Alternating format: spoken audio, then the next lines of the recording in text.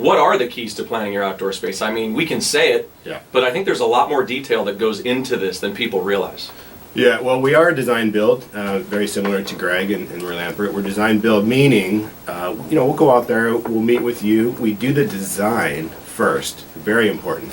To save money, to save everything, to be very efficient, you always have to plan, just like everything else. So, so design build is very important for us. But again, as designers, we're not just designers, we're problem solvers and we're educators, because a good designer will educate his client very well, and that's one of the things we stress is plants or hardscape or where to put your outdoor kitchen or your outdoor fire pit.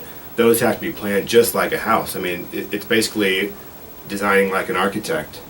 Architects have to know these things, and that's what we are trained on. You were asking, why do you really need to be concerned about design, and why don't you just plant? Well, that's the thing. I thought, if I like a tree over here, that's where I want it. Right. And Tony's going to look at, because you might not realize that irrigation, drainage, proper drainage, that all plays into this. Proper soil and irrigation. That's the two biggest things that drive what the tree's going to look like, or plants or shrubs, what they're going to look like. If you put the right soil, the right conditioning, and the right irrigation, and you have the right schedule, and every tree and plant's different, so sometimes you can't put the same irrigation zone, we call them hydrozones. Right. You can't put them on the same zone because they require different things, different watering schedules. And I know you've talked about this before too, is maintenance-wise, if someone wants to have basically very little maintenance, you can design their landscaping, and that saves a lot of money over time. That's correct. Very important. That's